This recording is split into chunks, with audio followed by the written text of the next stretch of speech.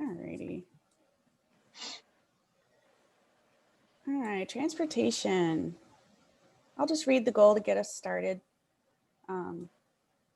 It is the goal of the town to facilitate a diversified transportation system that effectively serves motorists, bicyclists, pedestrians, transit users, and farm equipment. Future transportation development should accommodate active, alternate transportation and be designed to maximize safety for all modes of travel. Transportation infrastructure should incorporate changing technologies such as electric vehicles and autonomous vehicles. Autonomous, huh? You think we'll see them? I probably on the throughways when trucking before we'd see them on the roads here, I would imagine. But I think you're right. There's a lot of different levels of autonomous vehicles, so maybe not fully autonomous, but definitely like the minor tweaks, like you said, Joyce, like the Teslas that can kind of drive themselves on the throughway or whatever. Right.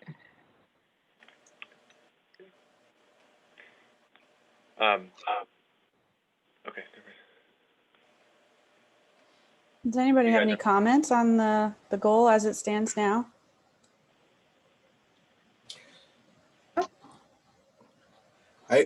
Does anybody know whether on this electric vehicles, whether you can get from the DMV or the number of electric vehicles that we have registered in the town? Be an interesting statistic. It would be, since I think one of our measurables is type and number and location of, I mean, that could be something like a baseline that we should know, I would imagine. I think that you can, although I'm not sure how. When I was looking into charging stations for the town, I remember seeing statistics on the number of the vehicles, and I can't remember if it was the county or if it was based on municipality. It's the county. The county has a breakdown based on the registrations by municipality. We had looked at that. So they do have that information. Eric, a lot of this stuff was discussed at the transportation or at the Planning Public Works meeting last week. Or as we kind of go through, are you going to share their thoughts? Because I know there was a considerable conversation about whether or not there should be something relative to alternative energy vehicles in the comprehensive plan and that kind of stuff. Yeah, I have some notes that I'll go through as we get into like the measurables and action items.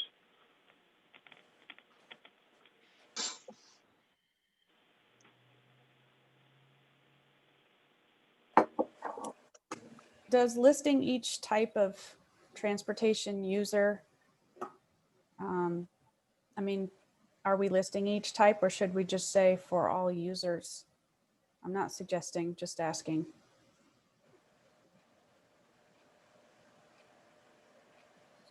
Certainly think it's important to spell out farm equipment. It's sometimes forgotten. Yeah. And I don't know. Wouldn't that maybe be I'm a little biased because I wrote farm equipment operators? Is those all those words are motorists? It's it's like motorists, bicyclists. It's the user, and transit users, and then farm equipment users or something. They're all like personal nouns, and then farm equipment is like, I don't know. It just doesn't seem like it fit in the series. That's just me. Well, they're all transit users. Yes, they are. Farm equipment is not a user. Farm equipment is an object, anything, but it's what we want to indicate is someone is using these on the road. An operator is actually getting this farm equipment onto the road.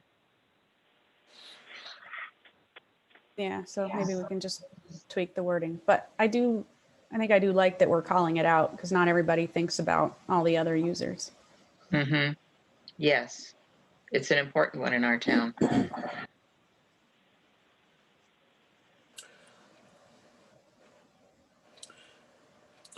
Sadly, the snowmobile trails aren't used much anymore.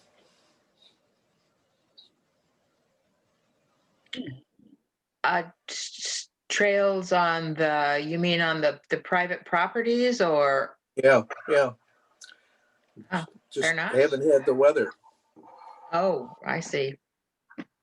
Well, wait a little while and, they may probably get more use. We get into winter.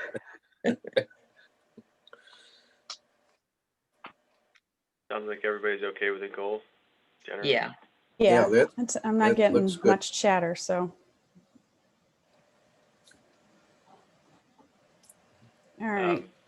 So, as Doug mentioned, we did talk about this. Well, we talked about the whole section at the Planning and Public Works Committee last Friday. There was a lot of discussion about this first one, plug-in stations for electric vehicles. I don't have in my notes, Doug, that they wanted to eliminate that, but I think that there was a lot of conversation and questioning whether that should be in there, whether, it's, are we counting the stations on town parcels or, town-owned parcels, I should say, or on private pieces, whether it's like shopping centers or whatever. So I'll bring this to you guys. I have a comment about that. I guess we have to ask what we're trying to measure. If you're trying to measure how many people are using electric vehicles or how widespread its use is in the town, then you shouldn't limit it just to something that's on public property or that the town owns, because it's not measuring necessarily only what the town has done, but what's happening in the town. I don't know, does that make sense? Yeah, because I think the city actually doesn't the city have a couple of plug-in stations? Yeah, by the Yeah. Chamber of Commerce. What's that? By the Chamber of Commerce. Yeah. Oh, is that where that is? I Right. didn't even know where it was, but yeah, so, those are probably something that's more, widespread than just our town, but those would still serve our residents. If they have a vehicle now, electric vehicle, you're bound to go into the city because that's the only one available. So I think that's a good measure, but we'd have to know how many electric vehicles we're serving to begin with, I would imagine. Yeah, I so would- we have that information, just so you guys know. So there actually is, there's also an electric vehicle charging station at Vision Nissan in the town of Canandaigua. There is? At that facility. And then there's obviously the one in the city. And actually, I think there's one more, if I remember right. I think there's one more right here. And then there's opportunities, there's the state's looking at different ones maybe in the town. I think the conversation was quite robust at the Planning Public Works meeting about whether or not the town should be involved in promoting and supporting the concept of alternative energy vehicles and plug-in stations and those sorts of things. So taking a step back almost, so to speak. So I think at the end of the day, they did not take a stance on taking it out, but it certainly was not unanimous about leaving it in either. Well, I would think the majority of people that would have electric cars would have means at their own house to, charge them instead of using the plug-in stations. Well, but you've got a lot of renters, in the town and in the city who probably don't have that option for a garage with with an electric outlet. So we'd want to be serving that. But I think the uptown area, I was glad to hear about that one at Vision, because that would, to me, seem like a hub where we're looking to have multi, family residential, density, and not necessarily would they have the ability to, locate something like that in their garage. So that we have one there is good. But we should be supporting it. It's coming. It's, 10 years from now, there's not going to be a discussion of whether we should or we shouldn't. It's going to be here. Does anybody know whether a charging station is free and whether or not, or how the government's going to end up getting road taxes out of electric vehicles? Are they right now free? Can I pull up to the Nissan dealer and plug my car in for 2 hours? Yeah. what's the skinny there? Yeah, so there's different, and Sarah's looked into this, and Sarah, you can start, but it depends. But a lot of them that are like in front of, you go to Delago and there's a group of 20 of them in front of Delago. You go to Eastview Mall, I just saw them. There's a Yeah. dozen in front of There's a Eastview dozen. Mall. Absolutely. Those are Tesla stations at both of those locations, but there's also something that, Volkswagen years ago got fined for lying about their emissions, basically, and they had to be part of this program to incentivize electric vehicles throughout the United States. And so they've been installing these in different places and municipalities. But most of the municipalities that have the electric vehicle charging stations, including places like the City of Canandaigua and Fairport, they do not charge. It's you go in, you plug in, and you're able to charge up. And basically what the offset is that the cost for doing that is so low for the municipality, and you're basically getting 100% grant money to fund the installation so that the municipality is not out anything. And then depending on what else you have going on, if you have solar at the location, you're getting the credits for all that stuff anyway, that it's a net win even without charging for the municipality. Wow. How's the state get road tax on that? I'm not so sure they do, because as you know, that comes from the fuel. And so Yeah. I don't know that they're doing that they are right now. Who maintains them, Doug? Well, and just to add to what Doug said, you can set it up to be charged, because if the town was interested in putting in charging stations, say at one of our parks or a parking lot somewhere, there's different types of charging stations that you have to choose to purchase. And some of them have to be hooked up to a network, and that's how you do the charge. Sorry, wrong choice of words. To do a payment. And they can swipe a credit card, just like when you go to the gas station and sign and pay for a number of minutes of charging or whatnot. And then it, if whatever it's linked to, whether it's linked back to the town, since it would be running off of the power supply at that park, or wherever, So yeah, you can set it up both ways, so that if it was on town property, that we would pay for it, or that we could charge for it. But there's different levels of them. There's a terminology for it, but there's like a level 1, a level 2, a level 3. And I believe the level 3, I think, if I remember correctly, I'd have to refresh my memory on this, but the level 3 is the one that's interchangeable between like a Tesla and a normal electric vehicle or hybrid vehicle.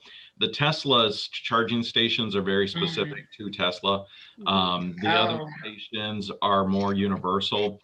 And there's an adapter that basically, if you have a Tesla, you have an adapter that you plug into one of the universal things so that you can still charge your Tesla.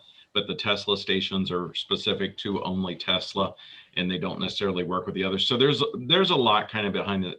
You got to really understand that. And there's experts that help municipalities, and the state actually helps the municipality. And Gary, to answer your question, so in terms of the maintenance, it's just like anything else. You have a company that's what they do. They specialize. They would do the installation, and then they do and it's through the state of New York. And it's based on state bids and those sorts of things. And then they do the maintenance and those sorts of things. So it's obviously not something for us to figure out here today or anything. And we don't even have, but it's, to your point, Joyce, whether we like it or not, it's coming. And the state of New York is incentivizing to the point where it's here, and it's going to keep growing. Yeah. We'll all be driving them in 10 years for sure. Yeah. Yeah, that's true. So, this in there? I don't know why you would want to take it out. Absolutely. And I don't know why you wouldn't want cleaner air. And that's the future. And as far as having a narrative in the, main body of the comp plan, did you say that we talk about electric vehicles now in that document, or that we should, or what? I didn't quite catch the fullness of that. Do we have narrative in the body of the comp plan regarding electric vehicles and the future of that, or the need for the town to look at that issue? Or was that not? I don't know if there's specific call out earlier in the plan for electric vehicles. Okay.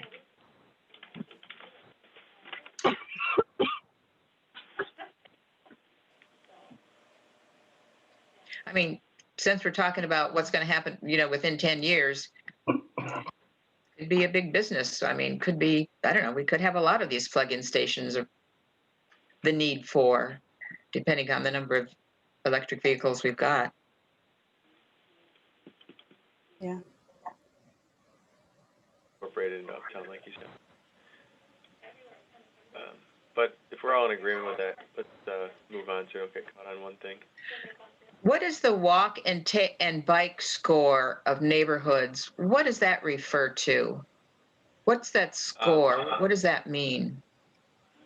It's actually, might even need to put a little trademark symbol there. It's actually a specific program that scores neighborhoods, or not even neighborhoods, it could be any property really. You type an address into it, and it gives you a score based on essentially how close amenities are to you, and whether or not kind of like walkable.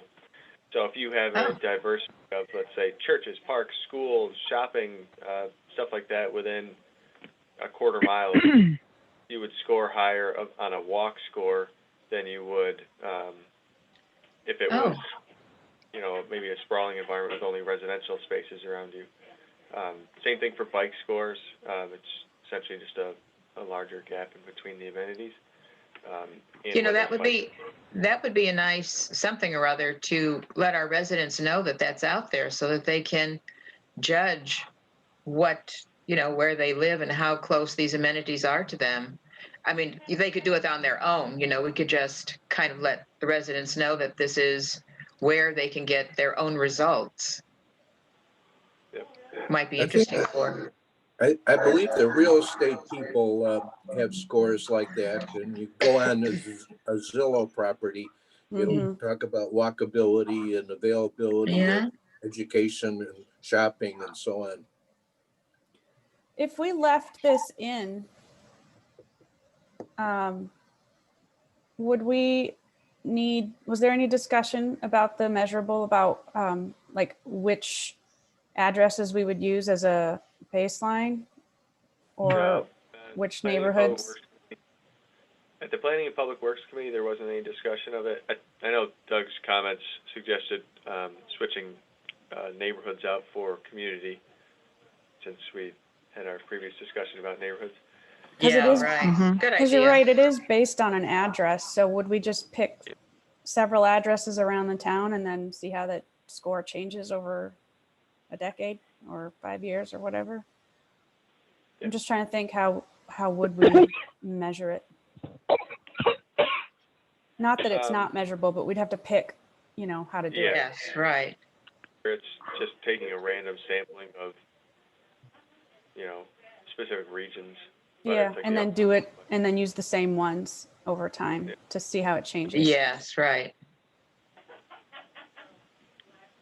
Would we have to elaborate on that now as the measurables, because that would be where the baseline would be developed, these particular identified locations in the town, or just leave it like it is? Because, baselines will have to be taken, like pretty quickly before we start moving into action steps, I would imagine. A lot of the measurables in the plan, we do have some baselines, they're within the body of it generally. Yeah. Some of them. Yeah. I didn't put But this one, because it's particular to a location, we don't have that in the narrative, I would think. Well, ideally, whatever the baseline is, we're just trying to get better. We could do you remember the conversation we had a couple weeks ago when we were talking about the neighborhood and the residential, whatever character area thing? We talked about taking out neighborhood and using the and we didn't like the word regions, but we couldn't come up with a better word. Right. But those parts of town where we've done planning studies or things like that, maybe this could be similar to that. You know, you do a walk score for a spot in Uptown, a walk score for a spot on, you know, down by the lake, a walk score for a spot out on Weifels. You know, I mean, That's a good way to bring it all together. So it's like, understandable. or on the east side, you know, maybe down at those neighborhoods across from CMAC or something. If we just picked one address in each of those areas of town, I don't know if it matters too much which address, as long as it represents all the different areas of town. And a lot of the scores are going to be predictable based on where you put the address. But still, I don't know if that's what we're going for. That might be a way to do it. Yeah, I think that's a good idea. Then we're consistent, you know, from one. That's what I was thinking. It's because it's got to be the same. Otherwise, how the score changes won't be meaningful. Yes. And then the district or neighborhood or community, whatever you want to talk about, we could get a lot more information, you know, because we would all have it in the same district. We wouldn't have to have different jurisdictions, you know, having this information, but oh, wait a minute, now it looks something else. It's formed differently if we ask this question about it. Well, and also I'm trying to think, you know, how do we keep it consistent throughout the plan when we're talking about different parts of the town? Yes. So, anyway. I think we're almost getting too far into the minutia here. Well, if you're going to measure something, you got to know what you're going to measure. Well, but if you add a sidewalk or you add a bike lane, now how do you measure it? But you've increased the multiple usage of a neighborhood. Well, like with bike lanes and stuff, it's just measured by miles. Yeah. And I think for that, I'm not sure we would need to break that down. The miles of trail, sidewalk, and bike lanes, isn't that basically how much we have townwide and how that changes over time? Or were they thinking more broken down? I think, again, we're getting too far into the weeds. But it's statistics. It is weedy. Think about. But here, Tom, if we don't figure it out now, when we go to start implementing the action steps, the CIC is going to have to figure that out. So we're either going to do it now or we're going to do it when we start doing action steps. It's why we're into this minutia, if you will, is because we're trying to figure it out. And I think we actually already have some of that. The miles of trail, sidewalk, and bike lanes. Didn't they put that in the parks plan? The parks master plan. I feel like we have that from a couple years ago. I don't think they had anything about bike lanes or sidewalks. No. Okay. I thought there was a map with sidewalks. I thought MRB had it. MRB might, but it's not in the parks plan, I don't think. Oh, maybe it was somewhere else. At any rate, I think we have it. So, you know, and you wouldn't measure that every year. It's not going to change enough. Or at least in my opinion, I think if you measured it every few years, that'd be enough. And what about the annual average daily traffic? Is that also location, you know, triggered, or what does that actually mean? Yeah, like, oh, go ahead. Are you talking about any particular street, or that's just wherever you put your pin in the map, we can get that information? Or is this by districts again, or? There are meters essentially that they place in strategic locations along streets. We get this information from the county or from the DOT. And so it essentially measures traffic on a particular street and even at a particular location. You know, county does they'll measure it kind of like in between certain intersections, which shows you how much traffic maybe drops off at different side streets. So it's very specific to the road and where on the road they're doing the measurement. So are we looking for a baseline here then? Is that what you're saying? We're going to say. Already. What's that? We have the baseline already of a lot of Okay. the streets, not all, a lot of them. Okay. And I think one of the maps does have the annual daily traffic.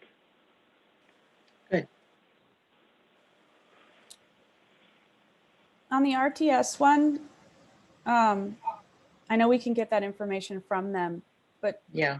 I know, but do we want to include routes? I know that wouldn't change very often, maybe only even once in 10 years, but do we want to include the number of routes? I think we have Sure. 3. I don't know, do we? Just a thought. Yeah. Yeah, I mean, I agree with you. It's probably not likely to change or change much, but it's a good thing to have in there. But I think the stops are probably even more important, well, I would imagine, than routes, because that would tell you where you have a majority of people, catching the RTS. If it's, maybe it's the same thing as a route, then I don't know. They do have official stops and hubs, but then they also have, they always like to say you can just wave down the bus from anywhere on the route. True. So there's unofficial stops. Would this also include their dial-up? Dial-a-ride, Yeah, dial-a-ride service for, that would be captured in ridership, I think. would it? Yeah. Okay. Because ridership just looks at the number of people using it. I don't know if it's annual or monthly or what, but Mm-hmm. I'm sure they can trace it down, but they're also somewhat protective of their information.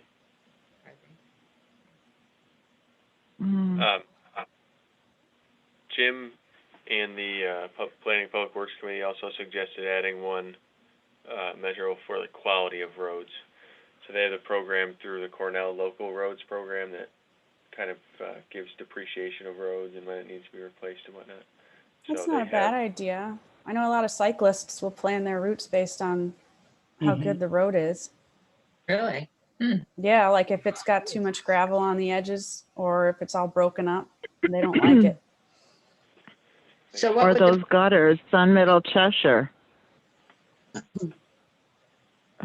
what would the measurable be? So we get this information and then 10 years from now, we say, okay, how well have we done here with our roads? We would just go to this report and I then, think it gives the roads a score.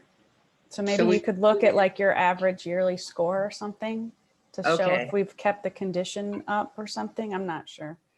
Because a Oh, new I road have- would get a better score. I don't know, Eric, what were you going to say? I have to work with Jim more on it. I don't have a great understanding of it. I think it's definitely something you could do without too much trouble. Yeah, I agree. Yeah. I think it's a good thing to have. I mean, because Jim uses it every year anyway. Yeah, that might be a good inclusion in the measurables. So long as we have the information available, we might as well know that we have it and then we can use it. So with that, you guys, you have to be very careful. So the Cornell Road Program assigns an index to the road, but there's other factors. But basically, New York State highway law is going to trump this, essentially, this conversation a little bit here, so to speak. So the highway superintendent is required by law to submit annually what's called a 284 agreement. And the 284 agreement has to be approved by the town board that determines what roads are going to be worked on, that sort of thing. So and the Planning Public Works Committee, they kind of do that. So, I mean, you can have, I think, something more general in terms of, maintaining safe roads, whatever the terminology you want to use. But, again, it's not necessarily the CIC that's going to have involvement in that. That's going to have, that's really, truly, that's the highway superintendent's required to provide that to the town board each year. Right, think but this isn't a decision. This is just collecting data, not a suggestion on what to do with it, right? This, as a measurable, it would just be stating, here's what it said as a way to look, not suggesting that it's telling anybody what to do. Yeah, I think we got into that comprehensive, goals for last plan. It said something like, maintain, drivable streets and safety.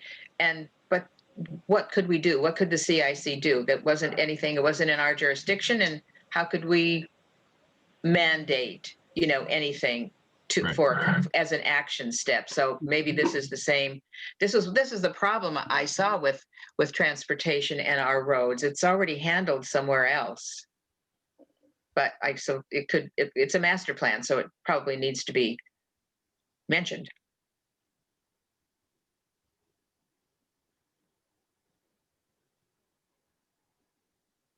I don't know. I see the measurables as just providing information. The action Yeah, me steps is too. where you make a recommendation.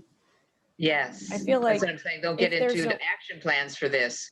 So if if we there's just if we just see have a measurable, then that's fine. We're just watching it. That's all we're doing. Right, and then in the action steps, you can either Yeah. omit it or make sure that it's worded appropriately. Yes, I agree.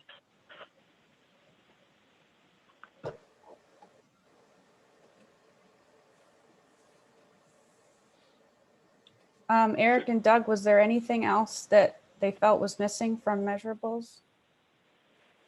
I don't have any in my notes, so I don't think so.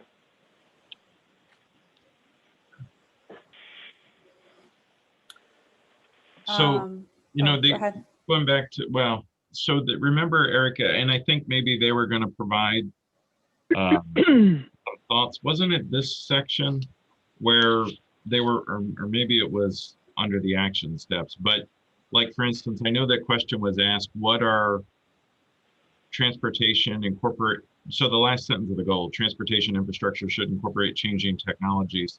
So I know that there was a question about that was brought up. And then I know there was a question about like the signage. I think that really kind of starts to get under the action steps and some of that stuff. But, I would anticipate, truthfully, quite a few changes coming from that Planning Public Works Committee. I think a couple of you were on the call there with us, and I had to jump in and off of it. So I don't know if you guys could add anything, but I think that there was some concern because the town is so restricted on what it can do based on New York State highway law. Yeah.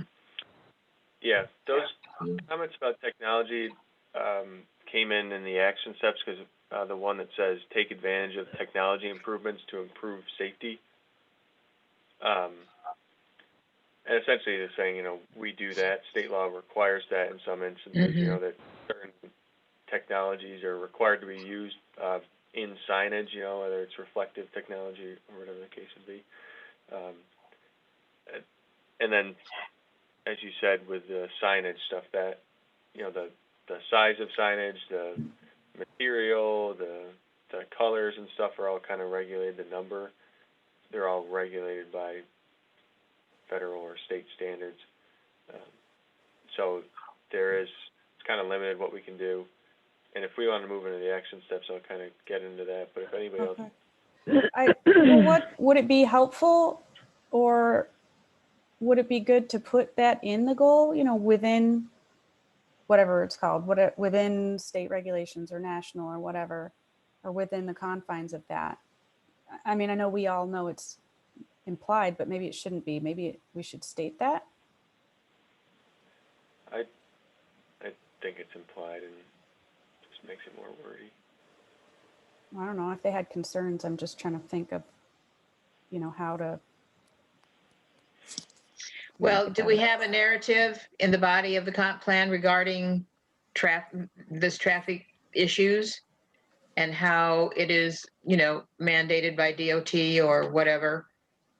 So it could be something that's explained there. We don't have to explain it in the goal, or don't we have any narrative that would do that? There's certainly narrative about issues in transportation, but I'm not sure it mentions restrictions on the town's ability to make changes due to state codes, federal codes. Uh-huh. I can put something in there.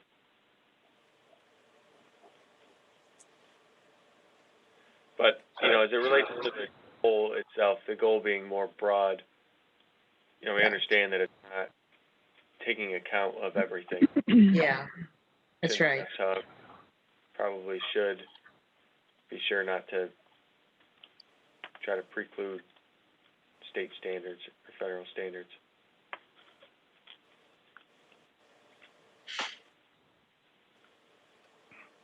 All right, should we move into some of the action steps? Sure. Okay, so there's just this one page.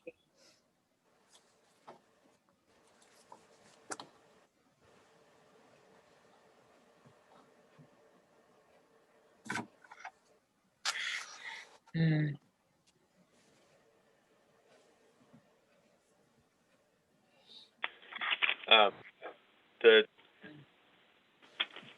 The Planning and Public Works Committee, I'll kind of go through the changes so we don't double over theirs. The first two ones there, explore options for rural and farm road speeds and utilize signage for farm vehicle awareness. They felt that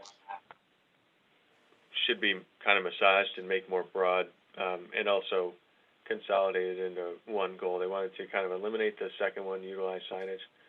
We do a little bit of that right now, but also our ability to use signage is restricted again based on those codes and rules. Same with speeds. You know, we can't set our speeds. Mhm.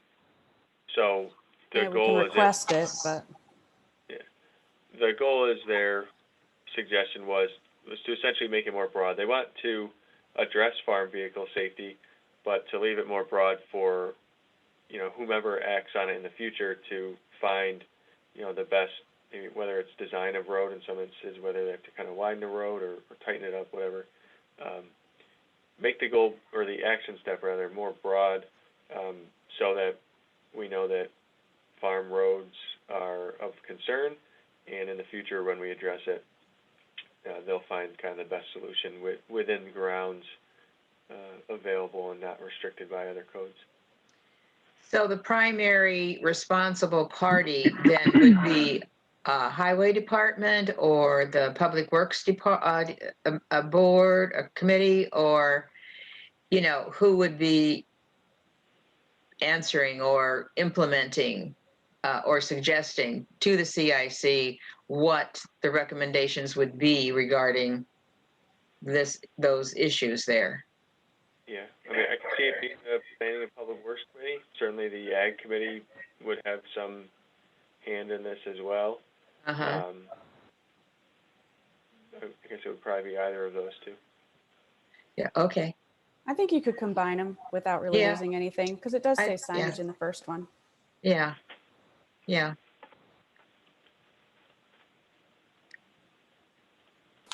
Regarding the next one, take advantage of technology improvements to improve safety. You know, I think we're getting, you know,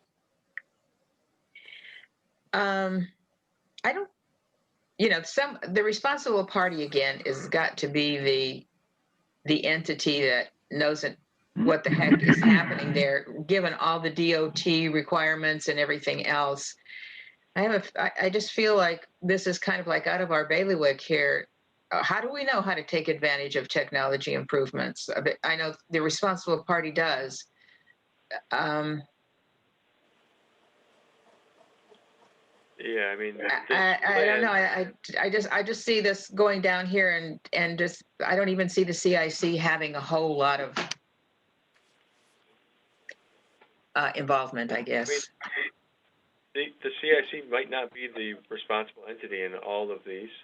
Yeah, that's what I'm thinking, and I'm thinking, because we're not going to be the responsible party, we should probably take advantage of the other responsible party's input.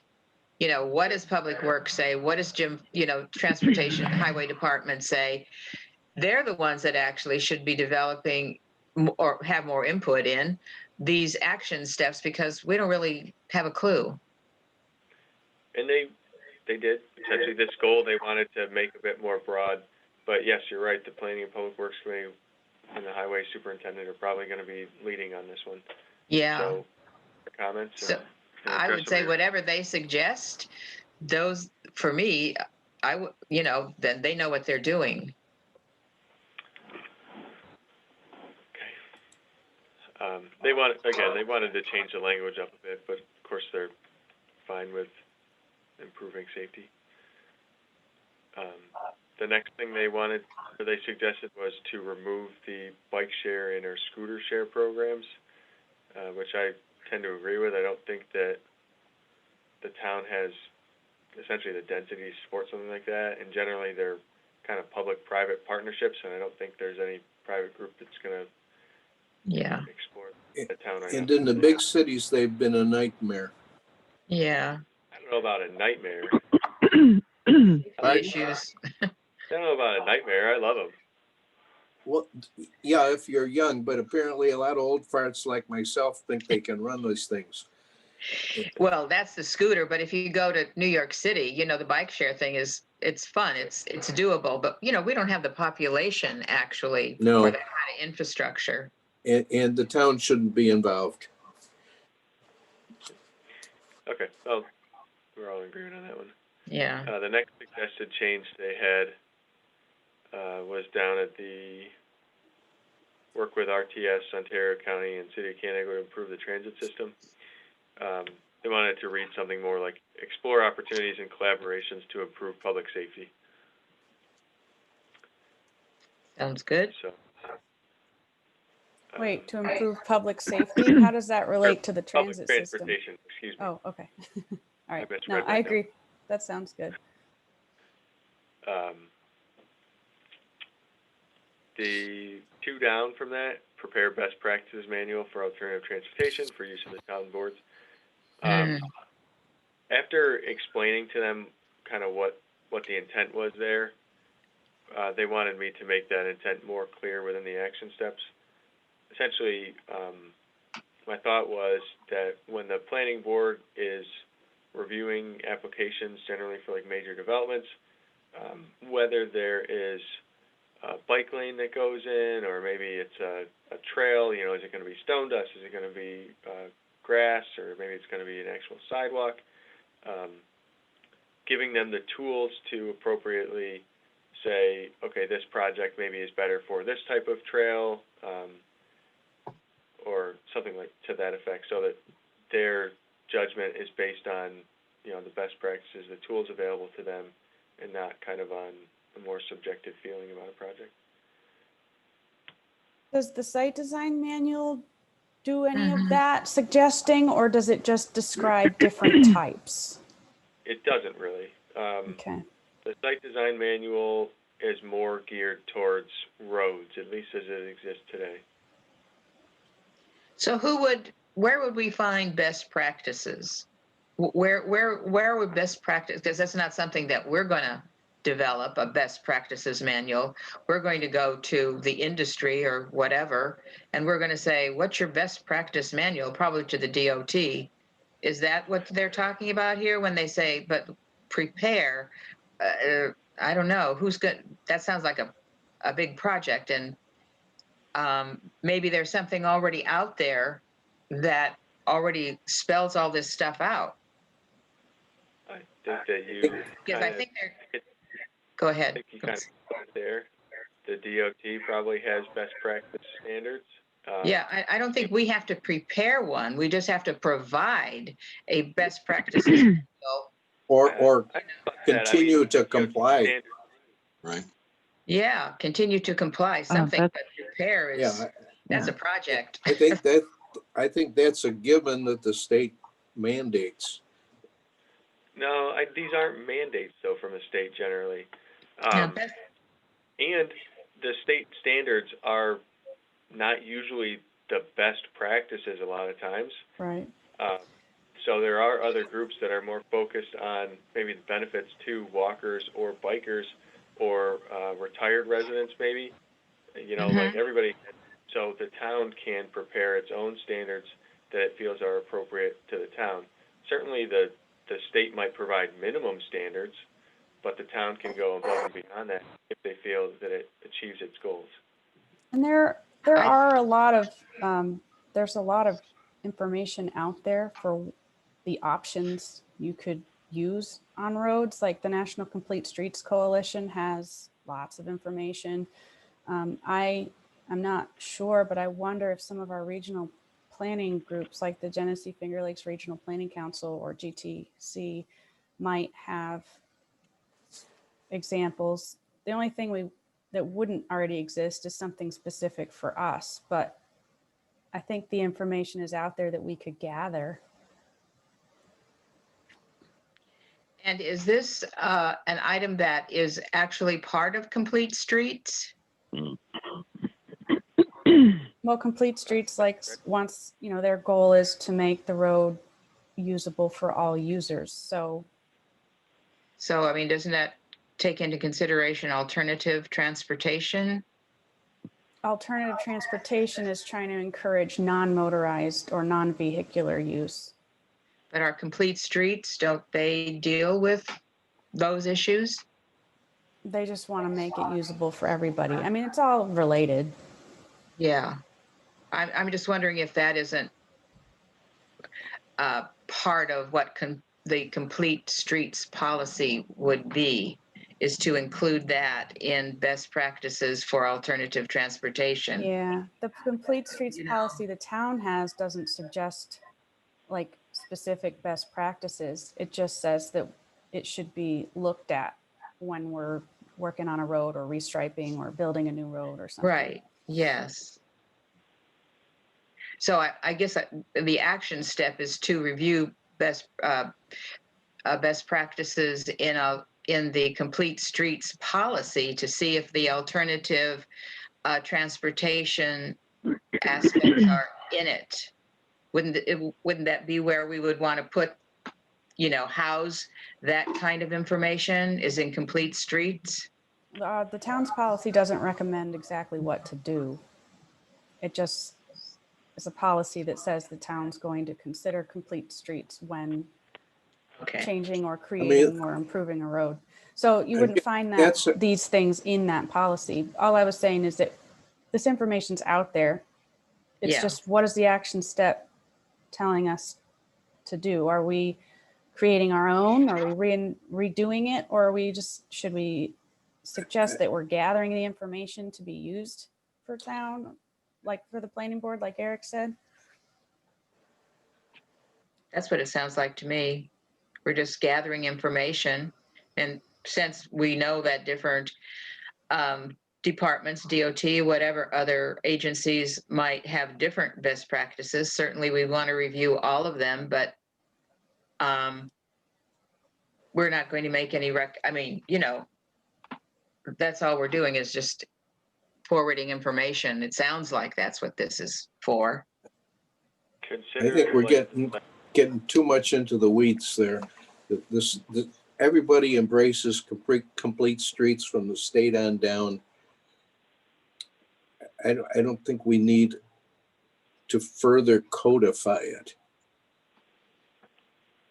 We're creating.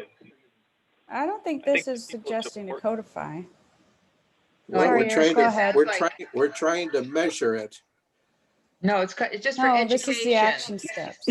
Yeah, this is just the education part. For the town board's use. We're not gonna, this isn't about codifying anything. That's how I read it anyway. Oh, let's see what other municipalities, whatever, states, whatever they're doing for their best practices. And maybe we could learn from that. But since there's probably a lot of best practices out there, this seems like just an educational process to me, but maybe I've got the wrong impression of what this is about. I'm sure that everybody on the board supports Complete Streets, but again, this is more giving them the tools to best implement Complete Streets. Given a specific project. But there's already all kinds of information out there on Complete Streets. Yes, but not for the town, and it's also not compiled for the town's, boards. So again, we want to make it easier for this stuff to happen. Tom, I know that you did a great job of researching all these things, but not all board members do. And if we make it easier for them to do it, maybe it will improve. Again, I'm just concerned that you're creating too much work where the information already exists, but that's up to the group to decide.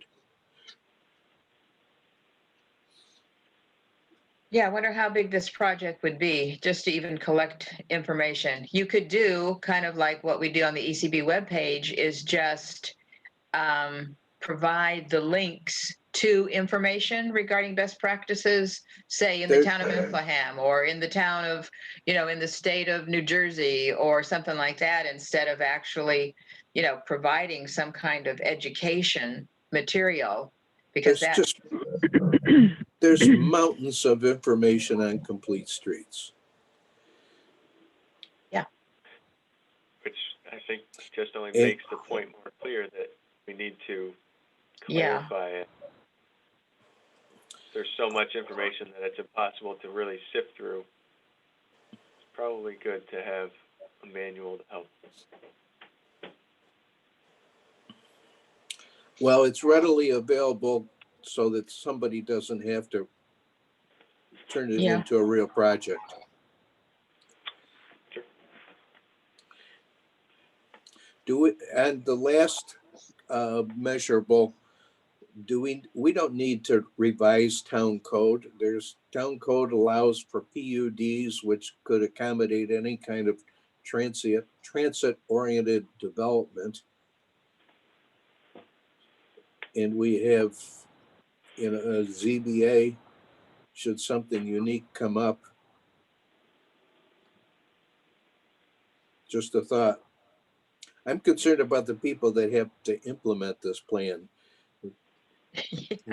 as to what's meaningful and what's already there. Yeah.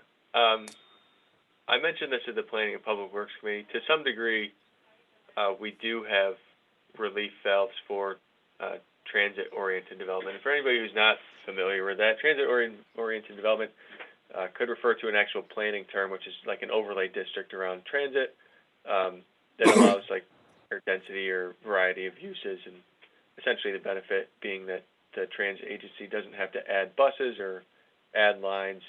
It generally just adds users at no additional cost, so it's a benefit to them and helps them expand elsewhere.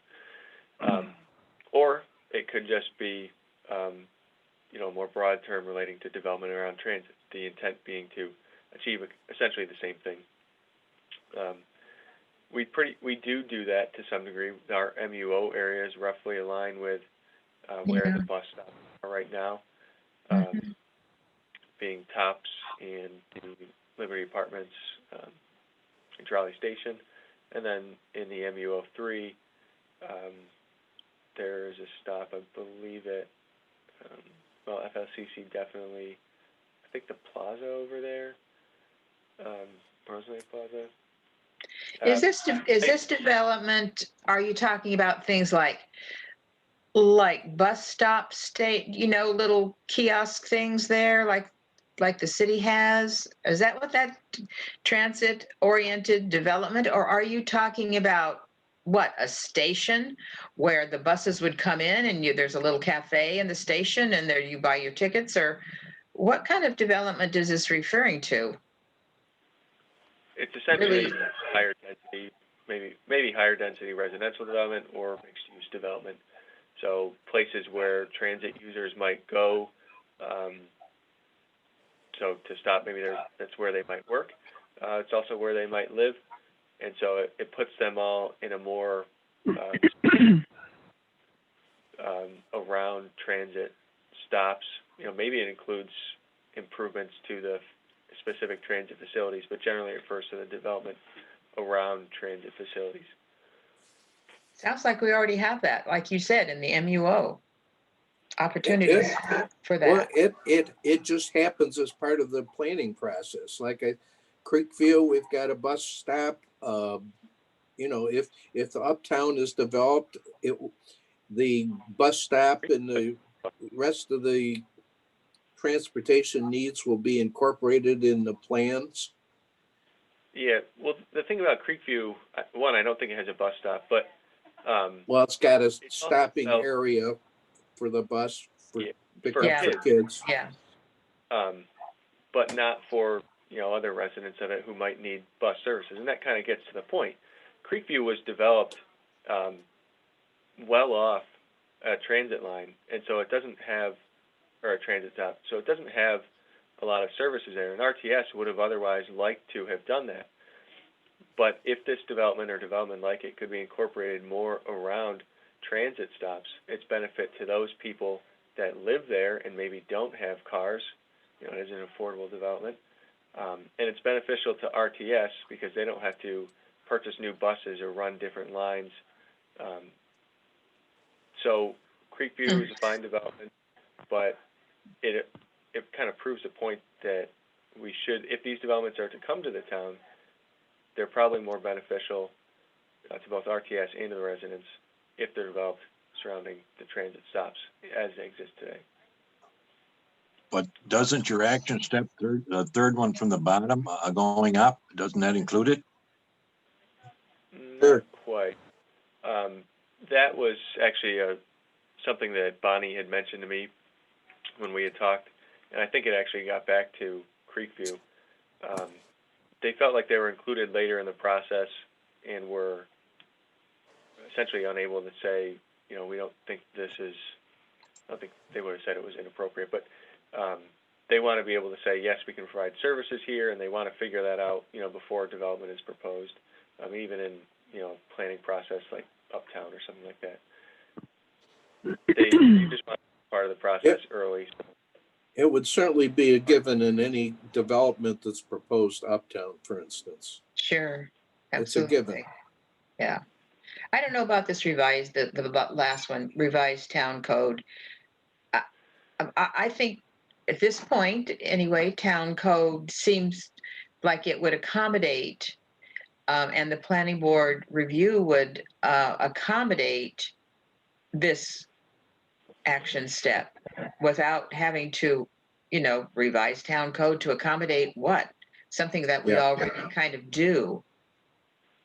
And we've already listed above. I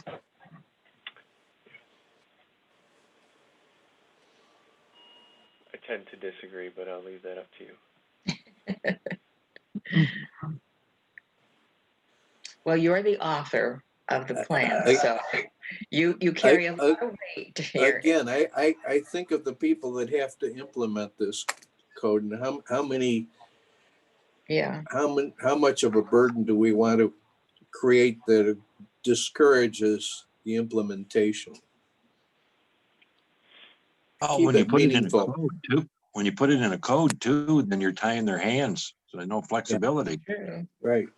I think, as Joyce says, we always got the flexibility for presumably reasonable people to accommodate transportation needs, whether it's bikes, sidewalks, buses, automobiles. I think that you guys are maybe thinking of this the wrong way. So the flexibility doesn't necessarily exist today. You have to ask for that flexibility. If you change the code to allow, say, more development potential surrounding transit stops, like as they exist today, then you would have actual flexibility. You know, as it exists today, you have to request the flexibility, which is a higher burden than, you know, what this is suggesting. I think the other item here is that RTS is already going to be one of our action steps to be included in, you know, certainly offering information. It's a lot easier to develop a different RTS route, it seems to me, than to have a town code which is going to limit or whatever, or identify, you know, oriented development, transit-oriented development. If it's about a route, that's more easily fixed. I don't know if that's true. It's very difficult to change routes. It is? Yeah. Ah, well, okay.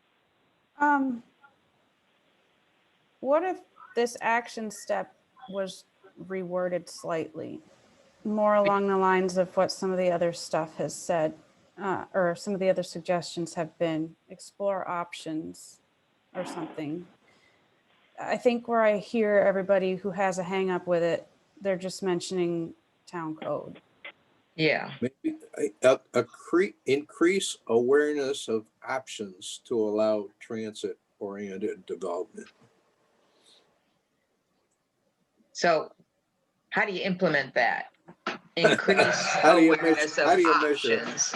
Yeah, I mean, then we started to go, what does that mean when you actually put the, That's why I think we should knock it out. I know this phrase is used a lot throughout here, but explore opportunities. to Well, you could send allow- that to the planning board and, say, okay, look for opportunities when a review comes up. But I think that's we've already talked about that in the action steps. When you start getting RTS involved at the beginning of a project, that's a good thing.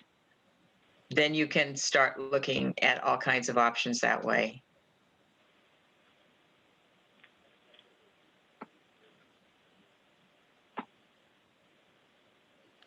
Well, we'll wait and see what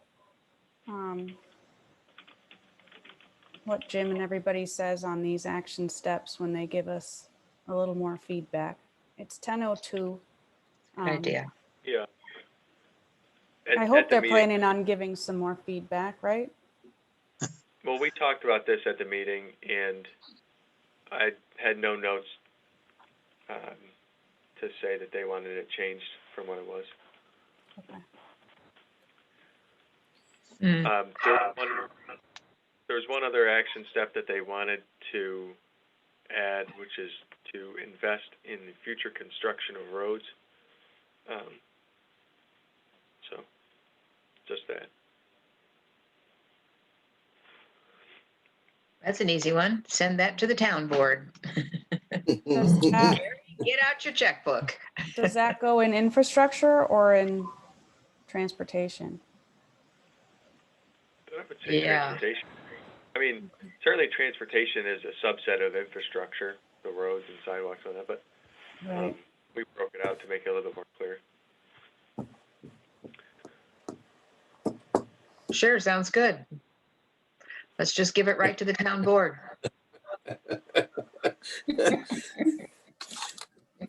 You'll be looking for a pay raise.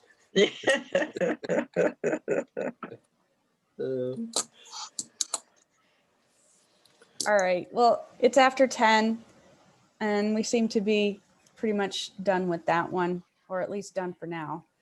Yeah. I think we should call it for the day.